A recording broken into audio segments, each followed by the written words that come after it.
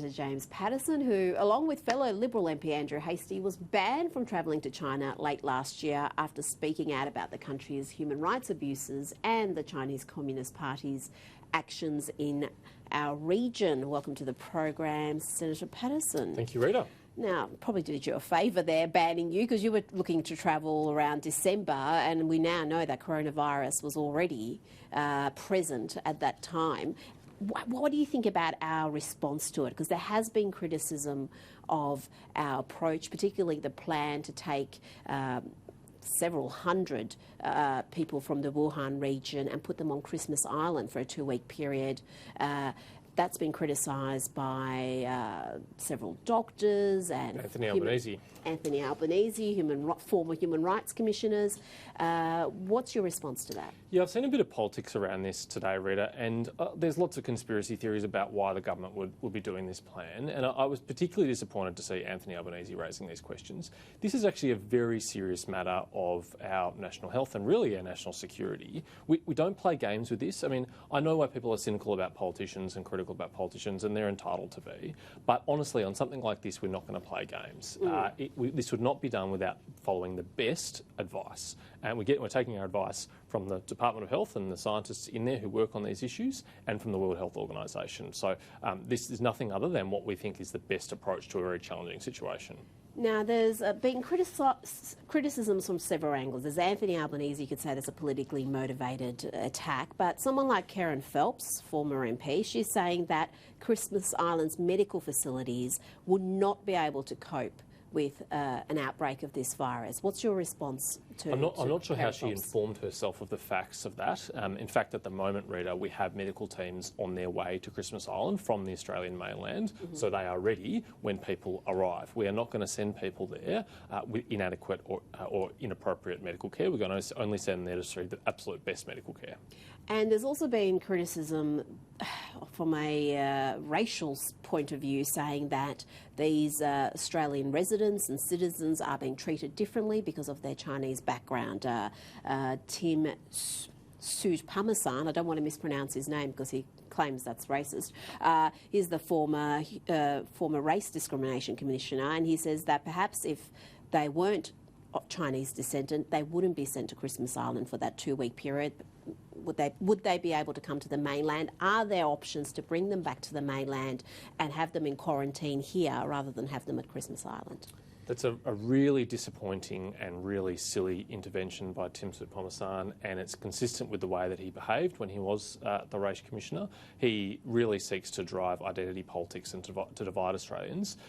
No one getting on board the flight to leave Wuhan will be assessed on their ethnicity, whether they are Australian of Chinese origin or an Australian of any other origin. They will be getting on the same flight to the same place for the same reasons. It's got nothing to do with their ethnicity at all, and it's frankly dangerously irresponsible for him to raise those sort of issues. Well, I'll read out the tweet that he sent, so I don't want to be misquoting him in any way, but he sent a tweet saying, "Yes, this is complex, but Australian citizens deserve better from their government." This from one citizen, and there's a quote there: "The government wouldn't send its citizens to Christmas Island Detention Centre if those who are trapped in Wuhan were white Australians." So that's a quote that he's tweeted there. Now, as far as the people who are coming to Australia, who are already here, who have travelled through that Wuhan province, is there enough information, is there enough checks and balances to make sure that they're not getting on planes, they are not going into crowded restaurants, that they are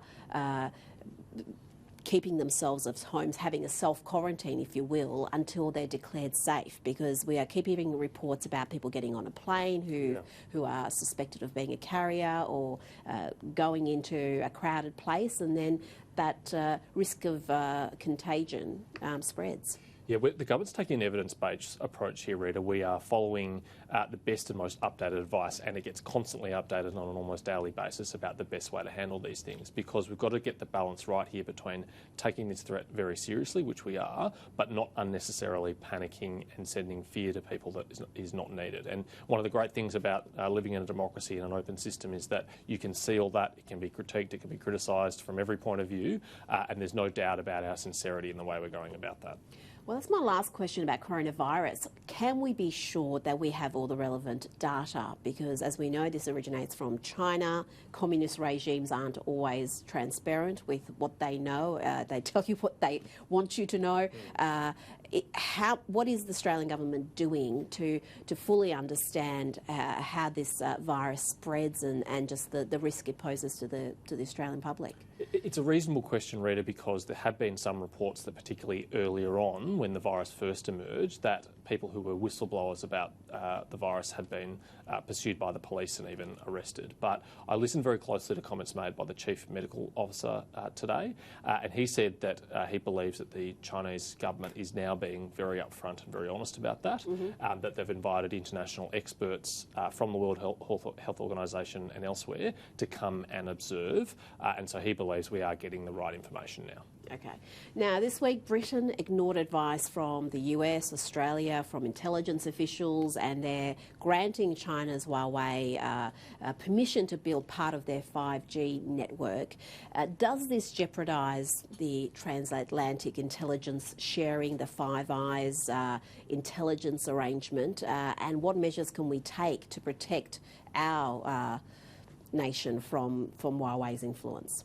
I don't want to criticise an allied foreign government, and I absolutely respect the sovereign right of the UK government to make its own decisions about this. But the Australian government, and in fact on both sides of politics, within the Labor Party and within the Liberal Party, there is absolutely no regrets at all about the two decisions that we've made in recent history to block Huawei from participating first in the NBN and secondly in the 5G network. And we did it for very good reasons, based on very good intelligence advice, and we were not confident that they could be incorporated into either of those networks without posing a threat to effectively our digital sovereignty, effectively the freedom and the privacy and the security of all Australians who are going to be incredibly reliant on those two networks, and 5G in particular, due to its very nature of connecting to everything. They're going to be very reliant on that, and we have to be absolutely certain that it can be safe and secure. But surely this does jeopardise the Five Eyes intelligence arrangement. If you've got one of the five nations allowing Huawei that entry into the system, doesn't that put us at risk also? The Five Eyes relationship is probably our most important security relationship, and Australia gains a great deal from it. We get access to intelligence that, as a medium-sized country, we would never normally have access to, and the ease of sharing information historically between those five countries has been absolutely first-rate. It's almost seamless, and that's an extraordinary thing. I saw comments by the US Secretary of State Mike Pompeo today, who's in London, saying that the US was carefully assessing what the implications were for intelligence sharing. I'm sure the same thing is happening here in Australia, but I'm also sure that we want to take every step possible not to jeopardise what is a really great and really important relationship. Well, staying in Britain, we're Brexit Eve over there, hours away from leaving the EU. You were one of the, I think you were the only federal MP who was in support of Brexit at one point, much to the disappointment of Malcolm Turnbull and Julie Bishop at that time, and you gave a speech that went viral in support of Brexit. How do you see it? Is it what you hoped it would be, or is this a watered-down Brexit? I read it. Today is a great day for freedom, it's a great day for democracy, and it's a great day for sovereignty. Finally, the people of the UK are taking back control, as they were promised that they would have the opportunity to 4 years ago. Finally, the British Parliament is honouring the intention and the will of the British people, now clearly expressed in a referendum and 2 subsequent elections. And that's a great thing. That's a really good thing. Yes, there's still some process to get through. There's a transition period. But that really important first step has been taken. And I think, honestly, the most important thing of all is that the oldest parliament in the world, the British Parliament in Westminster, is now again the only and the supreme lawmaking body for the people of the United Kingdom. No longer is effectively an unaccountable and remote capital making laws for the British people. And every country should have that freedom.